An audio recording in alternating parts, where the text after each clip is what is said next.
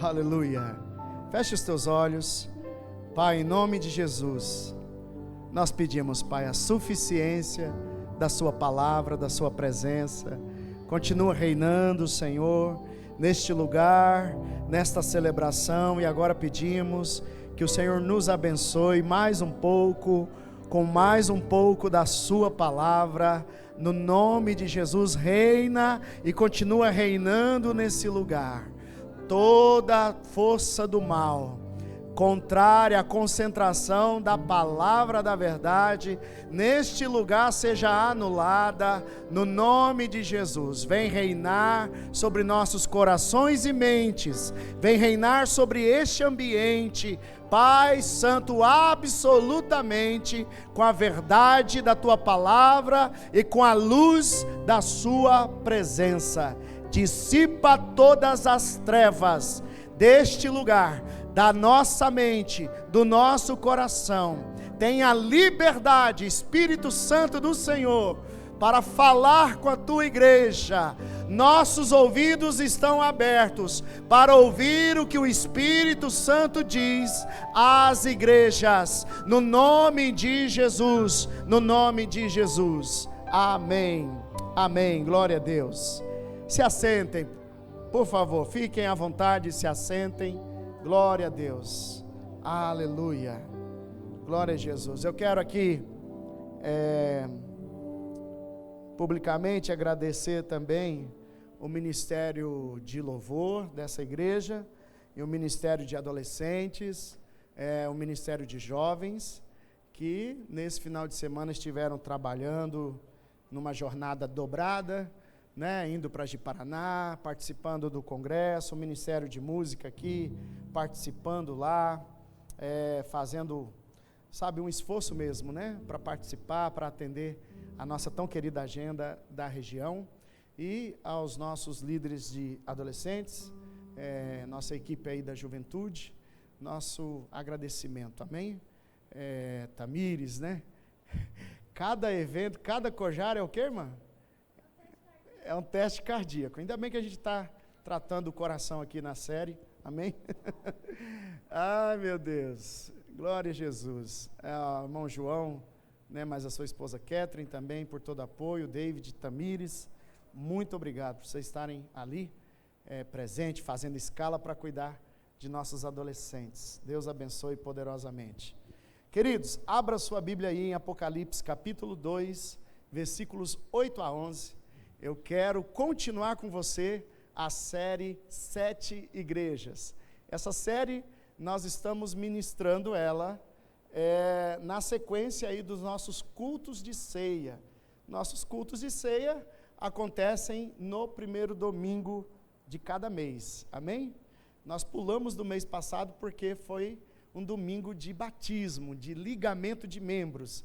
Então, com aquela celebração especial, nós não tivemos tempo para ministrar ali a ministração da série. Então, nós estamos indo para a segunda igreja. Primeiro sermão, a primeira mensagem, a igreja de Éfeso, A igreja que era grande, rica, tinha muitas obras, mas Jesus tinha uma palavra contra ela, uma advertência, um pedido, de arrependimento, porque ela tinha perdido o seu primeiro amor. E agora nós vamos para a segunda mensagem de Jesus, para a segunda igreja da Ásia Menor, lá naquela época. E sabendo então, irmãos, que este livro de Apocalipse é uma visão que o Senhor deu ao seu servo apóstolo João, na ilha de Patmos, isso por volta do ano 100 depois de Cristo, amém? E esta mensagem era como se fosse então a conclusão, pegando e reunindo, irmãos, de uma maneira tão poderosa e sábia, as revelações proféticas da palavra de Deus, desde Gênesis a Apocalipse, amém, irmãos? Quem lê Apocalipse, quem lê fluentemente, amém, irmãos? Você tem que estudar Apocalipse, e aí você começa a ler ele e entender ele fluentemente. quem está estudando e buscando, ele vai ter que estudar toda a Bíblia, de uma maneira profunda até, porque esse livro traz detalhes, um pano de fundo, né, com toda a completude de toda a história da palavra canonizada, da palavra escrita de Deus, deixada para nós no passar de tanto tempo. Amém, irmãos?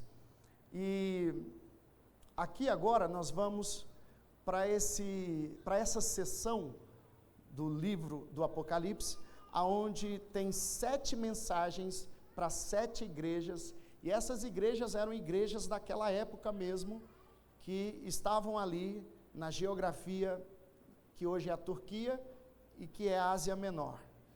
E cada igreja tinha uma característica geográfica que Jesus aponta, trazendo, sabe, uma associação profética também a essas características dessas cidades, como também a característica espiritual da própria igreja que ele se refere.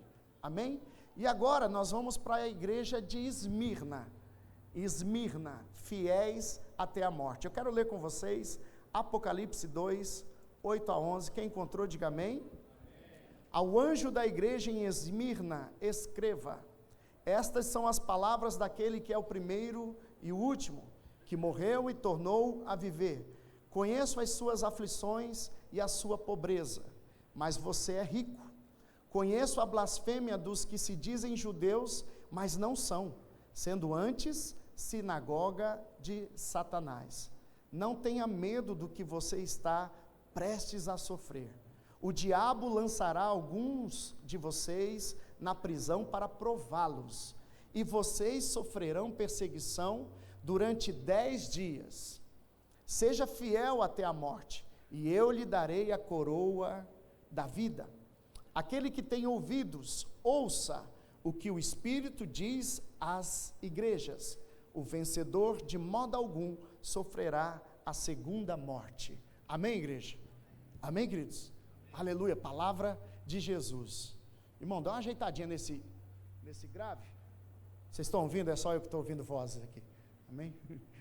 Ajuda nós aí. Então, a palavra do Senhor agora, ela é dirigida, a palavra de Jesus é dirigida para essa igreja chamada Esmirna. Essa igreja e essa cidade. Amém? A igreja de Esmirna não existia em um ambiente neutro. Naquela época que João escreve, ela passava por um tempo de hostilidade, de muita perseguição, e você vai entender o contexto para você conseguir entender também o contexto da mensagem de Jesus para esta igreja. O que é interessante, irmãos, é que o livro de Apocalipse e as suas revelações, elas são cíclicas, elas correspondem ao tempo em que estavam sendo escritas, mas elas também apontam para um futuro, como se um ciclo pudesse estar sendo encerrado de uma última vez. Então, aquilo que estava acontecendo no primeiro século para o segundo século desta igreja, da igreja de Jesus, é algo que Jesus enxerga lá no futuro, que é aproximadamente onde nós estamos agora, e ele está enxergando lá para o final dos tempos, no período dos últimos dias da igreja de Jesus aqui na terra. E tudo isso tem um desdobramento, uma palavra revelada, profética. Então agora você vai ter aqui o perfil de uma igreja, muito interessante, porque entre as 7 igrejas, 5 igrejas são repreendidas, porque tem nelas ali algo que Jesus reprova. Mas 2 das 7 igrejas, dessas 2, se mantêm sem reprovação. Na verdade, tem uma aprovação de Jesus. Então, a gente entende que essas 2 igrejas, das 7 igrejas, representam as 2 testemunhas fiéis. Por quê, irmãos? Porque isso também é um valor muito interessante, profético na palavra. A palavra de Deus é redundante em falar em vários textos sagrados que tudo que Deus faz precisa passar pelo testemunho de 2 testemunhas ou 3. E também a comprovação da sua palavra, ou da verdade, ou do seu julgamento da palavra, também passa por 2 testemunhas ou 3. Ele diz também, onde tiverem 2 ou 3 pessoas, no meu nome, ali eu estarei. Amém, irmãos? Então, esse princípio das 2 testemunhas é muito interessante. Por exemplo, no cosmo, o Sol e a Lua são 2 testemunhas que estão trazendo uma memória do que acontece aqui na Terra. É como se fosse ponteiros de testemunho do tempo em que vivemos aqui, da parte do Criador, aqui no tempo na Terra. Amém, irmãos? Então, o Senhor, Ele sempre trabalha com muita fidelidade à verdade. E a verdade é comprovada, então, por ser a verdade e também pela comprovação de 2 ou 3 testemunhas. E aqui nas 7 igrejas nós vamos ter, então, essas 2 testemunhas. E agora a gente está diante do perfil dessa igreja, que é a igreja de Esmirna, que carrega a figura profética de uma testemunha fiel. E ela está exatamente num contexto muito interessante. Ela está num contexto de muita hostilidade, de muita perseguição. Amém, irmãos? Ela estava inserida, então, em uma das cidades mais importantes do mundo antigo. Essa cidade era muito rica, muito influente, profundamente leal ao Império Romano. Olha que interessante. Era conhecida até como, em uns escritos antigos, como a coroa da Ásia. Se alguém fosse falar da Ásia Menor, naquela época, teria que destacar a cidade de Esmirna. Ela era como a coroa, o grande orgulho da Ásia naquela época. Uma cidade bela, uma cidade planejada, organizada e muito próspera, muito rica.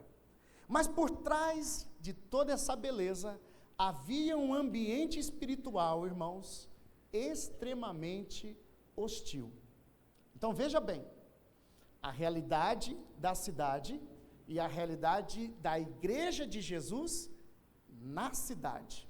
A Esmirna era um centro forte de idolatria e de culto ao imperador.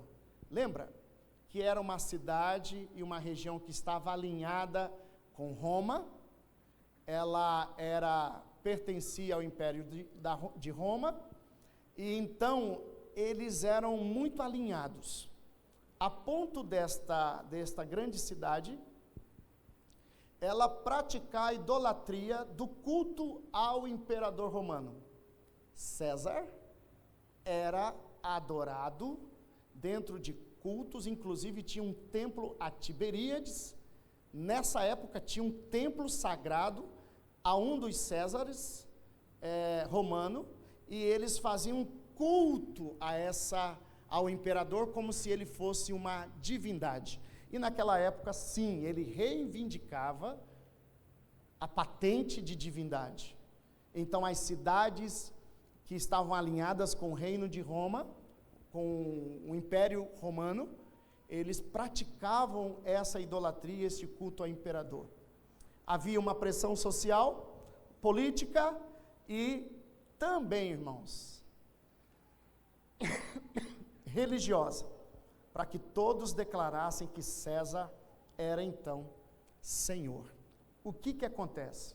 É que os crentes, os cristãos, a igreja de Jesus em Esmirna não concordava em cultuar o imperador, não concordava em cultuar a César, e eles diziam então que Jesus é o Senhor. E porque eles não se dobravam ao culto ao governo, ao culto ao Estado, a figura do imperador como divindade, mas a figura de Jesus como divindade, então a igreja padecia de perseguição. Por causa disso, esses cristãos eles eram excluídos, perseguidos e denunciados, e muito deles sofria até a morte, por causa de não negarem a fé na divindade e no senhorio de Jesus Cristo. Amém, irmãos? A pobreza aqui mencionada no texto, ela não era simbólica, ela era real. Os crentes da igreja de Jesus em Esmirna, eles estavam pobres mesmo economicamente. Por quê? Porque eles eram perseguidos. Eles não podiam ter nenhuma propriedade, eles não podiam nem de repente trabalhar, porque eles eram cancelados pelo império, cancelados pela sociedade, e tinha lá, irmão, uma coisa terrível acontecendo, que inclusive você vai perceber na fala de Jesus a essa igreja, que era o seguinte: nessa cidade tinha uma comunidade muito refinada judaica, e tinha sinagoga de judeus lá em Esmirna, e esses judeus, eles estavam alinhados com o Império Romano, ou seja, os judeus dessas sinagogas judaicas defendiam ou se alinharam com o Estado romano. Eles praticamente não cultuavam César como divindade, mas respeitavam isso. Só que o que esses judeus faziam? Eles denunciavam a Roma que os cristãos, aqueles que acreditavam em Jesus, que não cumpriam as leis do Antigo Testamento como um judeu, mas agora eles estavam crendo em Jesus como cristãos. Então eles eram denunciados.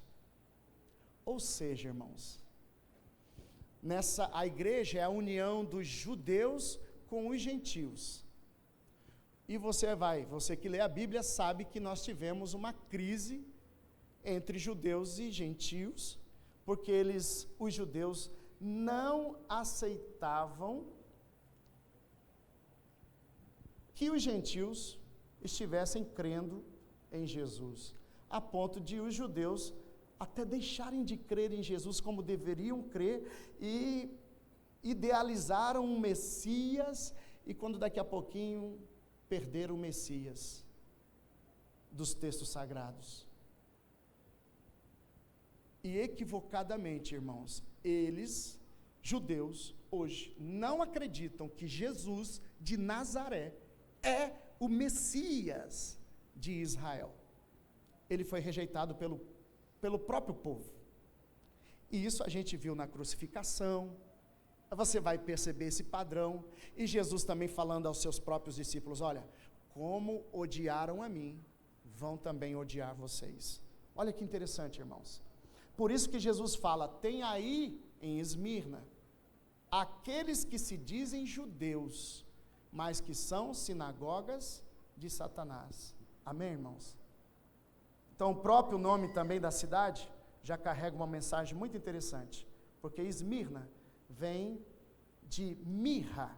Mirra é um perfume usado especialmente para sepultamentos. A mirra é um perfume caríssimo, e ele só libera aroma de perfumaria quando ele é esmagado. Então daí você vai percebendo o contexto da palavra de Jesus a uma igreja que está sendo pressionada, esmagada pela pressão da perseguição, e é exatamente no meio da tribulação, da perseguição, que essa igreja solta um aroma agradável diante de Deus, de aprovação e fidelidade. Amém, irmãos? Aleluia! Então, olha que interessante, as palavras de Jesus à igreja de Esmirna. Eu quero compartilhar com você nessa noite 3 verdades, e a primeira dela é: Deus conhece a dor do seu povo, mesmo quando vem de perto. Amém, irmãos? Jesus começa dizendo na carta: conheço as suas aflições e a sua pobreza. Mas Jesus vai afirmar: você é rico. Amém, irmãos? Parece uma contradição. Jesus está dizendo: eu reconheço, eu conheço as suas aflições, o que você tem suportado de perseguição, de aflição, e também tenho visto a pobreza de vocês. Olha isso aqui, numa cidade, uma das cidades mais ricas do império, a igreja era mais pobre. Mas Jesus vai dizer para essa igreja: você é rica.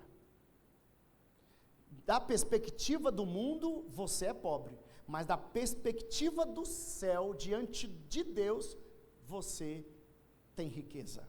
Amém, irmãos? E que riqueza é essa? Ele não começa corrigindo a igreja, mas ele começa o quê? Reconhecendo.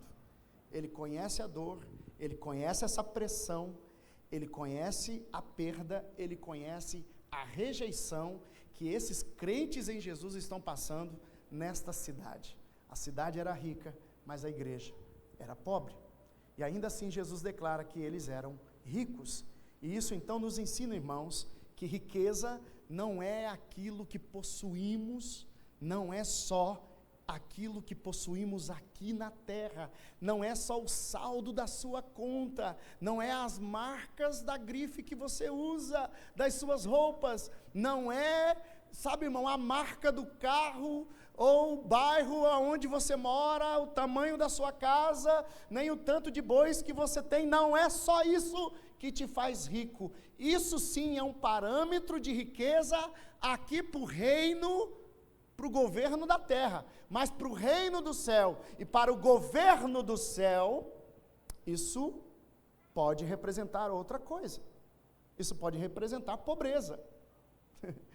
Depende de qual perspectiva de reino está sendo aqui visto. Amém, irmãos? Mas riqueza também, e principalmente, irmãos, é aquilo que somos diante de Deus. Amém, irmãos? Aleluia. Você pode dar um glória a Deus aí? Então, irmãos, nós viemos da primeira igreja de Éfeso, que era uma igreja grande e rica. Agora nós estamos em Esmirna, uma igreja pequena e pobre. E Jesus não tem nenhuma repreensão para essa igreja, mas tem uma palavra de reconhecimento. Amém, irmãos? A sua fidelidade é um preço de riqueza diante do céu. Amém, queridos? Aleluia. Quando Jesus diz e revela algo ainda muito mais profundo: conheço a blasfêmia dos que se dizem judeus, mas não são, sendo antes sinagoga de Satanás. Veja bem, irmãos, a perseguição não vinha apenas do império de fora, mas vinha também do ambiente religioso, pessoas com aparência de fé, pessoas com aparência daquilo que é sagrado, mas que resistiam por dentro à verdade das Escrituras. Esmirna tinha uma forte comunidade judaica e eles tinham proteção legal em Roma, e os cristãos não tinham. Eu costumo falar aqui de vez em quando a gente está pregando algo escatológico. Veja bem, irmãos, no mundo todo nós estamos divididos em nações, certo? E cada nação tem suas riquezas, seus poderes, sua soberania. Inclusive elas estão brigando muito, com muita ganância de poder, para serem mais poderosas economicamente, belicamente. E aí você vai ter as grandes nações do mundo que são grandes potências mundiais. Grandes potências por quê? Porque elas são enormes na economia, na tecnologia, na sua geopolítica, dependendo do minério, das riquezas que eles têm na sua geografia. E tudo isso são formas de desenvolvimento de poder, E aí você vai ter, por exemplo, muitos países, e nesses países tem muitos cristãos, e os cristãos estão espalhados quase que por todas as nações. Aqui no Brasil tem cristãos? Sim ou não? Sim. Aqui no Brasil tem judeus? Sim. Tem muçulmanos? Tem todo tipo de religião, certo? Ok. Nós temos Israel. Israel hoje, geograficamente, é um país organizado entre as nações, reconhecido, com muito poder tecnológico, um dos exércitos mais inteligentes e poderosos do mundo, um país desse tamanhozinho, põe grandãos na mesa para negociar. Aí eu digo para vocês, esses países têm polícia, têm poder bélico e até atômico e nuclear. Então os judeus têm um país e um estado com poder de bomba nuclear até para defender os judeus, sim ou não? Tem. Os países árabes e lá do Oriente Médio, tem muitos países de lá e muitos muçulmanos espalhados também pelo mundo todo, e esses países também têm poder econômico e bélico, inclusive nuclear, para defender os muçulmanos, sim ou não? Tem. Agora eu te pergunto, irmão, quem é que nos defenderá? Os cristãos. Quem vai nos defender? Porque se a coisa pegar, irmão, nos países dos cristãos, e se Jesus estiver certo acerca de que assim como perseguiram ele, como odiaram ele, odiarão a nós também cristãos. Vão pegar todo o poder bélico, todo o sistema de leis do nosso país brasileiro, sou cristão, sou brasileiro, só que quando for na perseguição da minha fé, o Brasil não me defende como cristão. Eu vou exigir como cristão, dentro do meu país brasileiro, para me defender. Mas se o meu país, lá na escala de cima, da sua justiça, das suas leis e do seu entendimento acerca do que é a religião cristã, quem me defenderá? Hã? Se hoje, irmãos, dentro da nossa nação, estamos sendo ressarcidos da liberdade de pregarmos o texto sagrado. Quando isso, irmão, for um sistema bem alinhado no mundo todo, irmãos. Quando, irmão, um crente, para ser crente, para fazer aquilo que a palavra diz, que é o certo, que é o justo, e as nações com entendimento de lei, entender que não é correto. Os judeus têm bomba atômica para defender eles. Os muçulmanos, meu irmão, têm bomba atômica, e eu vou te dizer, as nações estão se dobrando aos muçulmanos, as suas tradições e as suas culturas. E devagarzinho, irmão, os crentes não estão tendo lugar para viver nesse mundo. Não está tendo. E aí eu digo, graças a Deus, irmão. Porque a palavra de Deus está se cumprindo. Amém, irmãos? Só tem um que vai nos defender entre as nações do mundo. É o nosso rei. Ele, irmão. É isso que está escrito. Amém, irmãos? Aleluia. E agora nós estamos diante de uma igreja, Esmirna, que é uma figura profética da igreja dos últimos tempos, de uma igreja que será perseguida de maneira mundial, e isso acontecia na escala da Ásia, na época de João.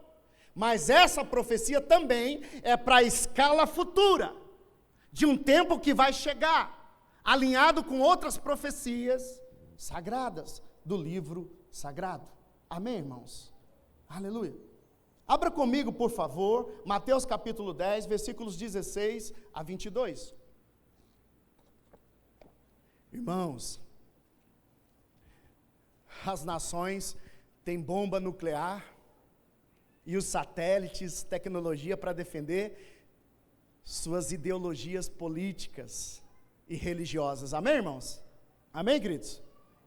Mas não contaram com a astúcia do nosso Deus.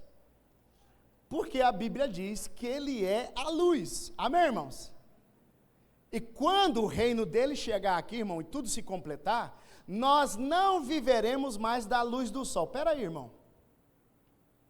Nós estamos falando, irmão, de uma luz, de um poder que criou todas as coisas. Amém, irmãos? Então, o que é uma nação cheia de bomba nuclear se alinhando, irmão, contra o Cordeiro? Quem que é, irmãos? Vocês entendem isso? O Apocalipse, irmão, é a revelação da jogada, da virada da mesa, onde as nações estão cada vez mais se alinhando e conspirando contra o Cordeiro de Deus. E o Apocalipse revela, é um spoiler do fim dessa grande série, amém? Da verdade de Deus sobre a criação e sobre a terra. Você pode dar um glória a Deus aí, irmão? Você fica maratonando a série, né, lá no Netflix. Quem faz isso aí? Levante a mão. Os irmãos que curte dorama, faz assim, fica maratonando. Os maridão falam, não, eu não, mas passa na sala, volta, quando vai ver ele está lá. As lagriminhas chorando, vendo, né? Aí, irmão, estamos aqui com esse livro sagrado, que é uma série que você precisava maratonar. Eu não sei quantos anos você vai ter na vida, 60, 70, 30, 90, 100 anos, mas, meu irmão, está aqui uma série que dá para maratonar muitas vezes na nossa vida. E o Apocalipse é os últimos capítulos, os últimos episódios. É para você entender a série toda, irmão. E como assim você foge de entender o Apocalipse? Não, irmão. Você precisa, como diz o próprio texto do livro, você precisa ler. E bem-aventurado, feliz, abençoado é aqueles que leem a profecia desse livro. Amém, irmãos? Aleluia. Então, queridos, isso não é algo novo, o próprio Jesus já havia anunciado esse cenário profético 40 anos atrás. Eu quero ir com vocês lá em Mateus 10, 16 a 22, quem encontrou, diga amém. Olha o que Jesus diz. Jesus está 40 anos antes da escrita do Apocalipse, dessa mensagem chegar para Esmirna. E o apóstolo João, ele está agora falando com os discípulos. E ele diz assim, em Mateus 10, 16 a 22, eu os estou enviando como ovelhas entre lobos. Amém? Portanto, sejam prudentes como as serpentes e simples como as pombas.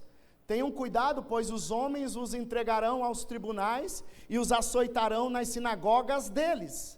Por minha causa, vocês serão levados à presença de governadores e de reis como testemunhas a eles e aos gentios. Mas quando os prenderem, não se preocupe quanto ao que dizer ou como dizer. Naquela hora lhes será dado o que dizer, pois não serão vocês que estarão falando, mas o Espírito do Pai de vocês falará por intermédio de vocês.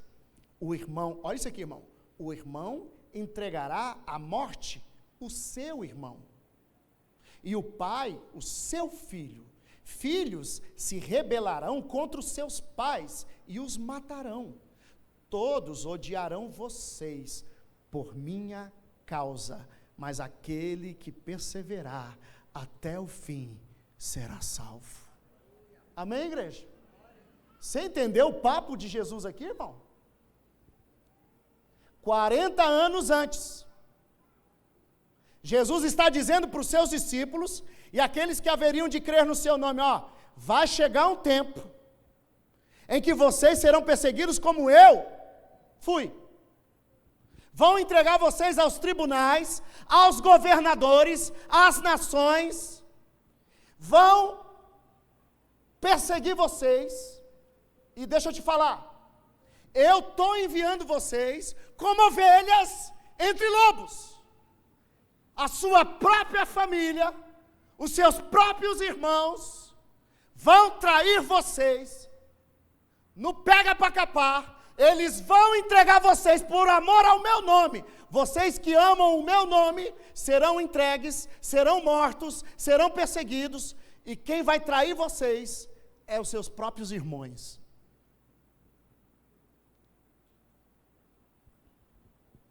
Jesus deixa claro que a perseguição viria, e muitas vezes viria de perto, dentro da família, dentro das relações, dentro de ambientes que deveriam ser de comunhão.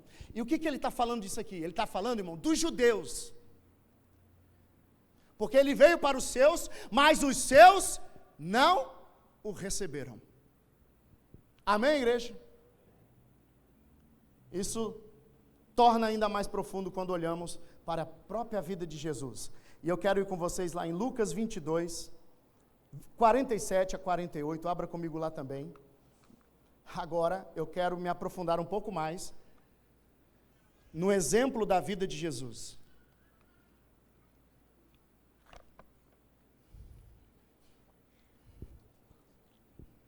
Olha isso aqui, irmãos.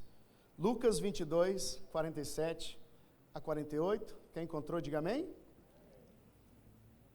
Jesus está no momento sagrado de uma festa sagrada chamada Páscoa, e ele agora está fazendo essa Páscoa porque ela é muito simbólica, é um memorial de transição de aliança. Os judeus faziam essa Páscoa desde a saída do Egito, mas agora os judeus e os gentios haveriam de fazer essa Páscoa em memória de Jesus agora, porque ele é o cumprimento dessa festa, ele é o cumprimento de toda a lei, e ele agora está entre os seus discípulos, e entre os 12, ele lava os pés dos 12, e ao lavar os pés dos 12, Jesus identifica, pressente, que Judas iria traí-lo. E olha o que ele diz: enquanto ele ainda falava, apareceu uma multidão conduzida por Judas, um dos 12. Este se aproximou de Jesus para saudá-lo com um beijo, mas Jesus lhe perguntou: Judas, com um beijo você está traindo o Filho do Homem? Aqui é naquele momento que Judas se levanta da ceia com os pés limpos pelas mãos de Jesus, que horas depois estariam perfuradas na cruz. Esse homem vai até os líderes religiosos e vende Jesus por 30 moedas de prata. E eles combinam uma hora para chegar e pegar Jesus. E a hora era a hora que Jesus estava no Getsemane, que era habitual Jesus estar lá. E Judas sabia muito bem da rotina de Jesus. Jesus está no Getsemane para orar, antes de ser entregue para a crucificação. Judas chega e lhe dá um beijo. Jesus não foi traído por um inimigo distante, foi traído por alguém que caminhava com ele. O sinal de traição foi um beijo. Algo que deveria representar amor foi usado como instrumento de traição. Isso revela que a dor mais profunda não é a que vem de fora, mas a que vem de perto, irmãos. É disso que Jesus está falando quando ele diz para a igreja de Esmirna: conheço suas aflições. Eu sei o que é ser traído pelos irmãos.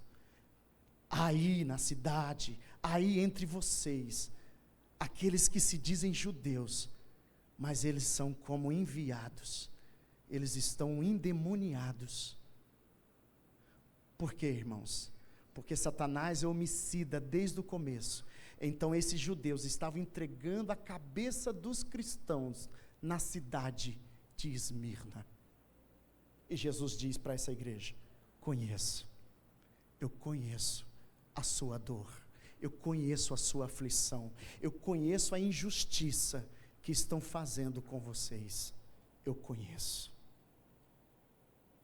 Querido crente que está aqui, feche o seu olho aí, um pouquinho.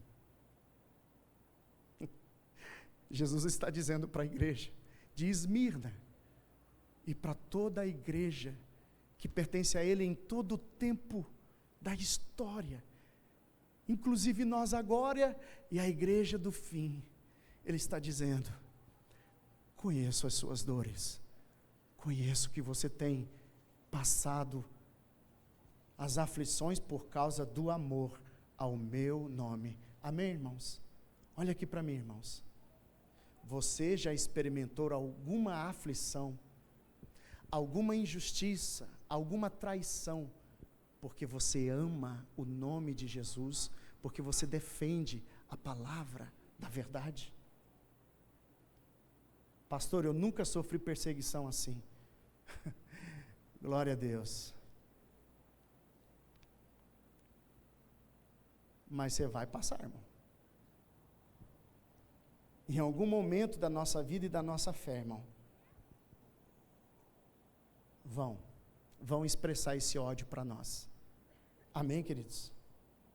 Eu quero ler com vocês 1 Pedro 3, 14 a 17, que diz assim, irmãos, 1 Pedro 3, 14 a 17, eu quero ler para você, diz assim: todavia, mesmo que venham a sofrer porque praticam a justiça, vocês serão felizes. Vai chegar um tempo, igreja, e esse tempo eu acho que já chegou, entre a nossa casa mesmo, entre nosso trabalho, faculdade, vou falar até aqui entre irmãos e igreja. É interessante, irmão, se você quiser fazer o que é certo, alinhado com a palavra de Deus, vai ter ambientes hostis. Tem filhos aqui, irmãos, que os seus pais não foram no batismo dele, nas águas, porque não concordam.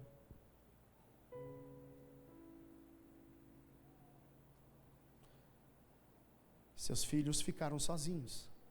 De alguma forma, pais se separaram dos filhos, filhos se separaram de seus pais, acerca da fé das Escrituras. E é isso que Jesus falou.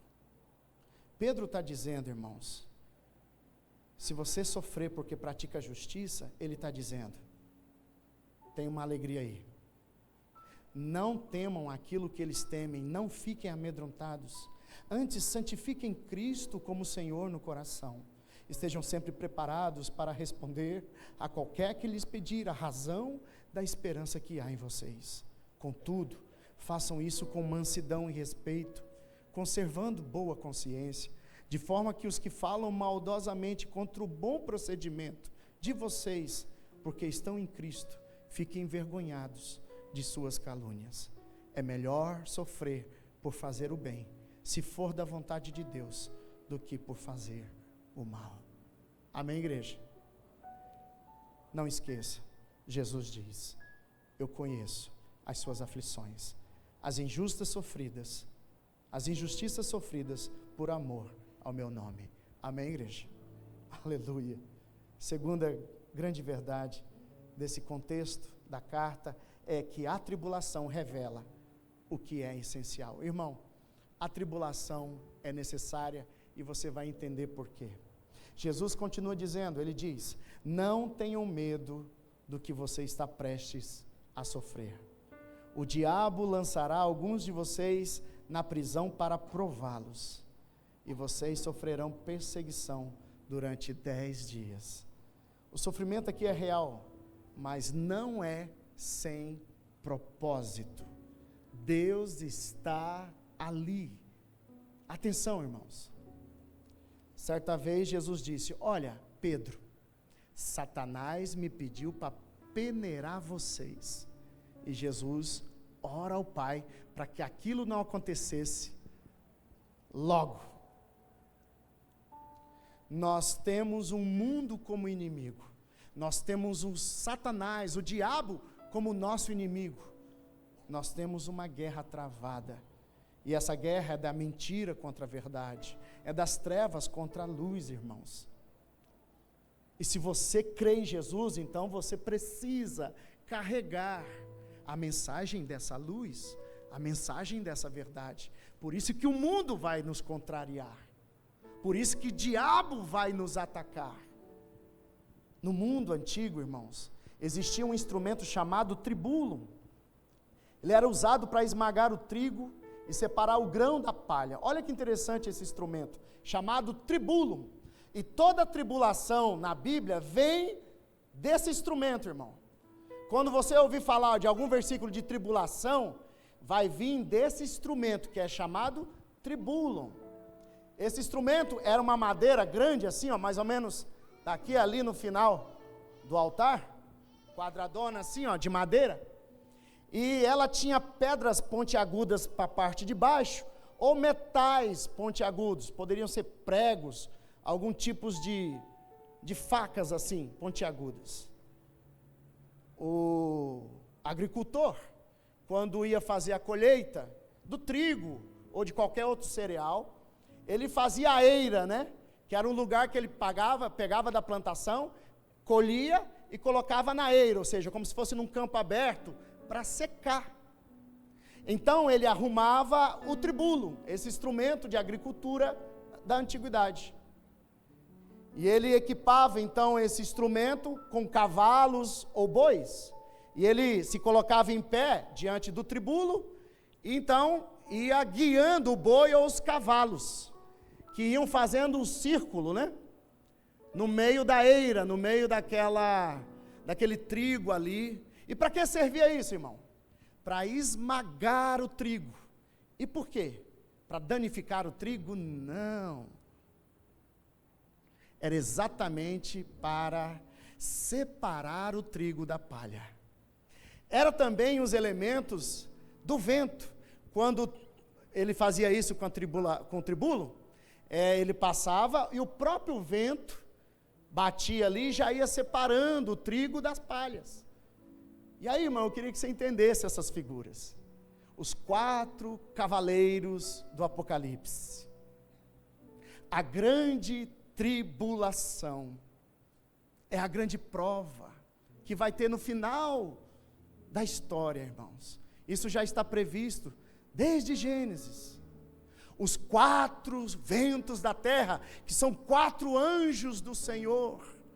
Todas essas figuras, muito comum para um judeu daquela época, é o pano de fundo do livro do Apocalipse, irmãos. Esse instrumento, tribulo, separava então o trigo da palha. Ele removia então o que era superficial. E a tribulação, irmão, Deus usa o tribulum, porque ou você é trigo, ou você é joio. Irmão, e um instrumento para nivelar e separar e revelar é a tribulação. Então, na tribulação, irmão, nós vamos saber quem é joio, nós vamos saber quem é só palha, e Deus vai saber. Não é nem Deus saber, é a gente mesmo saber, o mundo saber, sabe? Quem é trigo e quem é palha. Amém, irmãos? Isso se conecta profundamente com o nome esmirra, porque também mirra só libera seu perfume quando ela é esmagada. A igreja pressionada, a igreja é pressionada, a igreja, ela passa por tribulação, mas ela pode permanecer fiel e então revelar a verdade de Deus em si. Amém, irmãos? Aleluia. Aleluia, glória a Deus. Tem aqui, irmão, um exemplo da própria igreja de Esmirna. Um dos líderes da igreja, ele foi bispo lá na igreja de Esmirna. Ele foi discípulo do apóstolo João. E isso é confirmado em vários textos antigos, que é o bispo Policarpo de Esmirna. Olha que interessante esse testemunho cravado na história. Esse líder, Policarpo de Esmirna, ele pastoreou a igreja de Esmirna, provavelmente no século II. E ele já velhinho, já idoso, ele foi pressionado, perseguido lá na Esmirna, a negar a Cristo. E sabe o que está escrito na história?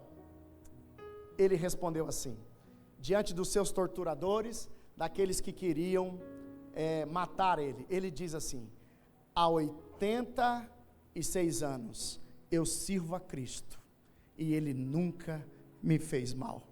Como posso blasfemar contra o meu Rei que me salvou? A história diz que quando esse homem foi torturado para a morte, há um testemunho, e isso está escrito, irmãos. Ele permaneceu fiel até a morte. E as pessoas diziam, isso está relatado, que quando esse homem estava sendo torturado, ele sentia um perfume como de pão, feito pão, e aroma de perfume. Amém, queridos? Há relatos na história que lá no Coliseu, quando os cristãos eram torturados, comidos de leões, crucificados, empalados, chicoteados, a morte dos cristãos, as pessoas no Coliseu elas testemunhavam um aroma de flores agradável. Quanto mais matavam os cristãos lá no Coliseu, as pessoas não testemunhavam só o sangue, a tortura, mas eles eram invadidos por um aroma perfumado. Isso é incrível, irmãos. Esmirna é mirra. Quando é pressionada, quando é pressionado, ela libera o seu aroma. Assim é a igreja de Jesus. Quando é perseguida, quando é pressionada, é aí que ela, sabe, irmão, traz o seu azeite, traz o seu aroma, traz a sua fidelidade. Amém, irmãos? Aleluia. 2 Coríntios 2, 14 a 15 vai dizer: mas graças a Deus que sempre nos conduz vitoriosamente em Cristo e por nosso intermédio exala em todo lugar a fragrância do seu conhecimento. Porque para Deus somos o aroma de Cristo entre os que estão sendo salvos e os que estão perecendo. Amém, igreja? Em Efésios 5:2 vai dizer: vivam em amor como também Cristo nos amou e se entregou por nós como oferta e sacrifício de aroma agradável a Deus. Amém, queridos? Cristo foi esmagado e liberou vida. A igreja é esmagada, é pressionada e ela libera esse mesmo aroma agradável diante de Deus. Amém? Aleluia. Glória a Deus. Em João 16, 32 a 33, vai dizer: aproxima-se a hora e já chegou, quando vocês serão espalhados, cada um para a sua casa. Vocês me deixarão sozinho, mas eu não estou sozinho, pois meu Pai está comigo. Eu lhes disse essas coisas, para que em mim vocês tenham paz. Neste mundo vocês terão aflições, contudo tenham ânimo. Eu venci o mundo. Amém, queridos? Jesus não esconde a realidade. Nesse mundo nós teremos aflições, mas Ele revela algo maior. Nele a paz. A vitória no fim já foi declarada. Amém, igreja? E para encerrar, a terceira verdade: a fidelidade, querida igreja, vale mais do que a vida. Atenção, a verdade é essa: a fidelidade a Jesus, a fidelidade à verdade, a fidelidade à palavra de Deus, vale mais do que a nossa vida, vale mais do que a vida, porque Jesus disse: seja fiel até a morte, e eu lhe darei a coroa da vida. Aqui, irmão, está o centro da mensagem. Não é sobre evitar sofrimento, irmãos, é sobre permanecer fiel dentro dos sofrimentos. Nós vamos passar por sofrimento, por dores, nós vamos chorar, nós vamos até ser perseguidos por causa do nome de Jesus, mas a questão não é passar pela dor, a questão é permanecer fiel nela. Amém, queridos? Naquela cidade, negar Cristo podia preservar a vida, mas permanecer fiel podia custar a vida dos crentes. Se eles negassem Jesus, eles viveriam, mas se eles não negassem Jesus, eles seriam mortos. Por isso Jesus diz: seja fiel até a morte, e eu lhe darei a coroa da vida. Jesus diz: escolha a fidelidade. Diga isso para o seu irmão: escolha a fidelidade a Cristo. Amém, irmãos? Aleluia. Eu quero ler com vocês o texto de Mateus 10, 28. Mateus capítulo 10, 28. Olha isso aqui, irmãos. Eu vou ler para você Quem está ouvindo aí, diga amém. Não tenham medo dos que matam o corpo, mas não podem matar a alma. Antes tenham medo daquele que pode destruir tanto a alma como o corpo no inferno. Não se vendem 2 pardais por uma moedinha?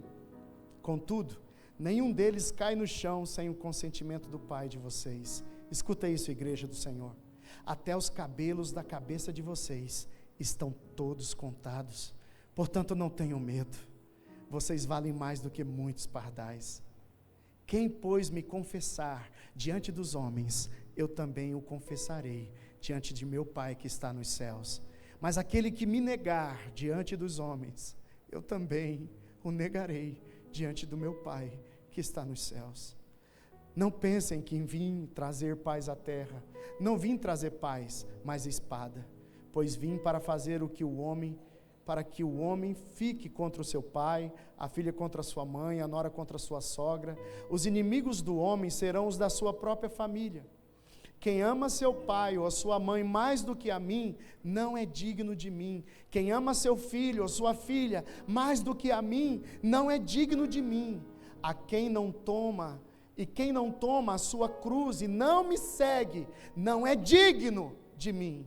Quem acha a sua vida vai perdê-la, e quem perde a sua vida por causa de mim, vai encontrar a vida. Amém, igreja? A fidelidade, ela preserva o que é eterno, e é esse mesmo espírito aqui que nós vamos ver nas palavras do apóstolo Paulo. Querida igreja, 2 Timóteo 4, eu quero ler para vocês, e eu quero ir encerrando aqui esta mensagem com esse texto de apóstolo Paulo. Olha o que ele diz, 2 Timóteo 4, 1 a 8. Eu quero convidar o ministério de diaconia, e eu gostaria de poder ter a atenção do seu coração, dos seus ouvidos. Se volte para a palavra de Jesus. Aleluia. Jesus está falando com a igreja. Essa igreja é Esmirna, uma igreja pobre, uma igreja perseguida, uma igreja que a visão do mundo era irrelevante, mas na visão do céu era rica, cheia de riqueza, porque eles tinham algo precioso, que era a fidelidade acima das circunstâncias, fidelidade a Cristo, fidelidade à palavra de Deus. E assim como Cristo foi fiel à palavra do Pai, Cristo foi fiel até a morte, e morte de cruz, assim essa igreja é a figura da fidelidade de Cristo diante da pressão, diante da tortura, diante do ódio do mundo, diante da sua cruz. Amém, igreja? Aleluia. 2 Timóteo 4, 1 a 8 diz: na presença de Deus, de Cristo Jesus. Fique de pé, igreja, nesse momento. 2 Timóteo 4, 1 a 8 diz: na presença de Deus e de Cristo Jesus, que há de julgar os vivos e os mortos, por sua manifestação e por seu reino, eu o exorto solenemente. Feche os teus olhos aí. Pregue a palavra. Esteja preparado a tempo e fora de tempo. Repreenda, corrija, exorte com toda a paciência e doutrina, pois virá o tempo em que não suportarão a sã doutrina. Pelo contrário, sentindo coceiras nos ouvidos, segundo os seus próprios desejos, juntarão mestres para si mesmos. Eles se recusarão a dar ouvidos à verdade, igreja, voltando-se para os mitos. Você, porém, seja sóbrio em tudo, suporte os sofrimentos, faça a obra de um evangelista, cumpra plenamente o seu ministério. Eu já estou sendo derramado como uma oferta de bebida, está próximo o tempo da minha partida. Combati o bom combate, terminei a carreira, guardei a fé. Agora me está reservada a coroa da justiça, que o Senhor justo juiz me dará naquele dia, e não somente a mim, mas também a todos os que amam a sua vinda. Aleluia, glória a Deus. Você pode aplaudir Jesus, você pode aplaudir essa testemunha que é o apóstolo Paulo, você pode aplaudir o Espírito de Deus que está sobre a igreja, nos levando a permanecer nele, a permanecer nele. Uou, aleluia. Feche os teus olhos, digna ao Senhor.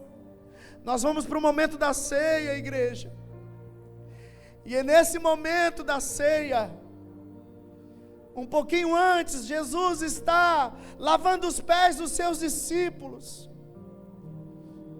e Ele lava os pés de todos. Judas, os seus pés são lavados. A Bíblia diz que Jesus os amou até o fim, mesmo sabendo que Judas ia se levantar com os pés limpos e ia trair Jesus. Jesus se entrega. Jesus o ama, porque Jesus é fiel, fiel à palavra, fiel ao amor do Pai, e é Ele que disse: ame os seus inimigos. Mesmo que os nossos inimigos nos coloquem na cruz, mesmo que os nossos inimigos, aqueles que mais de perto nos traíram, nós iremos para a cruz, nós não abriremos mão da voz de Deus, nós não abriremos mão da palavra de Cristo, da palavra de Deus, nós seremos fiéis, fiéis até a morte, e morte de cruz. Quanto mais Jesus era esmagado, mais fragrância, mais incenso subia até o céu. Essa entrega era sagrada, essa entrega era pura, era o aroma puro e suave, a morte daquele inocente, a morte do inocente pelos culpados. Aleluia. Vamos, igreja, carregar essa figura do nosso Cristo, Cristo em nós, a esperança da glória. Quero carregar no meu corpo as marcas de Cristo. Na mesa, irmãos, mostre as marcas de Cristo na sua mente, mostre as marcas de Cristo no seu coração. E hoje o que podemos fazer por Ele, com tanta liberdade que temos, é hoje, mesmo diante de tanta liberdade, deixa o Espírito Santo te pressionar, deixa Ele te convencer do seu pecado, deixa Ele te convencer da justiça que foi feita naquela cruz, deixa Ele te convencer do juízo que está para vir.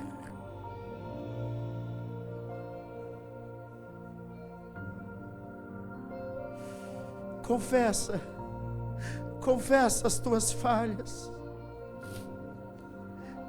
porque Ele te amou até o fim. Se arrependa, seja verdadeiro, não esconda nada dEle, abre o seu coração e peça perdão, porque hoje é noite de perdão, hoje Jesus lava nossos pés, porque Ele nos ama. Lave o seu coração com arrependimento, lave a sua mente com arrependimento, diante da mesa do Senhor. Ele está aqui, o seu perfume invade toda esta sala. Que o perfume do seu arrependimento, da pureza do seu coração, se arrependa Isaías 53:5 vai dizer: mas ele foi transpassado por causa das nossas transgressões, foi esmagado por causa de nossas iniquidades, e o castigo que nos trouxe paz estava sobre ele, e pelas suas feridas fomos todos curados. Você é curado hoje, você é perdoado hoje, por causa do que foi feito com ele, por ele naquela cruz. Se arrependa hoje, vamos nos arrepender, Pai, em nome de Jesus. Nos perdoa, nos perdoa. Antes de vir a tribulação, antes de vir a dor, antes de vir o juízo, antes de vir a justiça, vem a consciência da nossa culpa. Nos convença, Espírito Santo, da nossa culpa, da nossa falha contra o Senhor. O Senhor que é santo, o Senhor que é inocente, o Senhor que é puro, se entregou por nós. Pai, nos perdoa, em nome de Jesus, pelo sangue de Cristo, lava-nos como pecadores, como igreja, como congregação. Nos perdoa, nos lava, deixa a gente ouvir a tua voz nesta congregação, Jesus. Nós queremos abrir nossos ouvidos para ouvir a voz do Espírito que diz às igrejas. Nos deixa parecer com Esmirna. Nos faça fiéis pelo Espírito do Senhor até o dia do nosso fim, até o último dia. Nos deixa parecer contigo.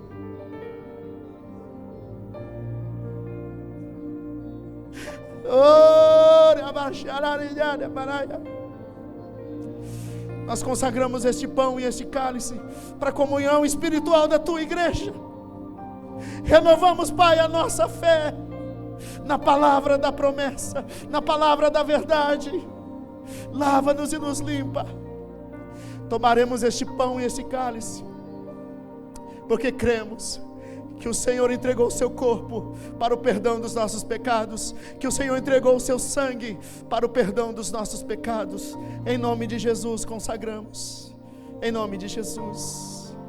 Você que é batizado nas águas, você que crê em Jesus, você que é um pecador arrependido, você vai pegar o pão, vai pegar o cálice e adore a Jesus, adore o Pai, aleluia, em arrependimento e com a alegria do perdão.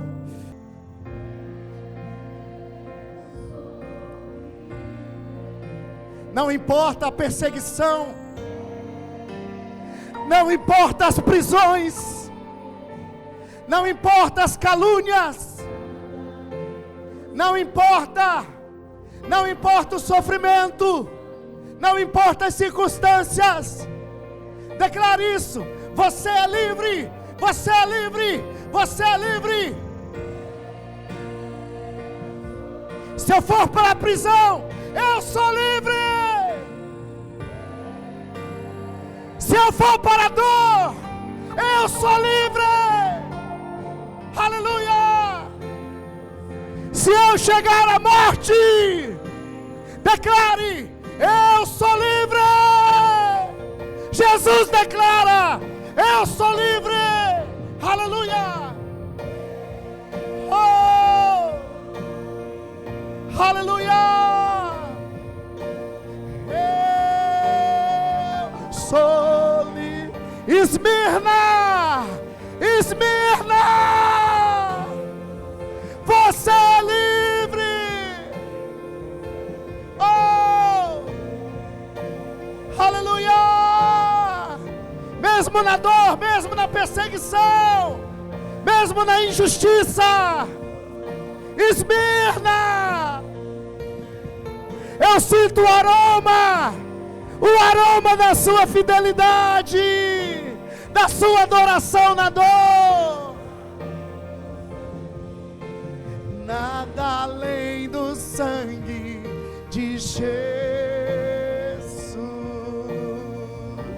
Aleluia, aleluia. Vamos orar.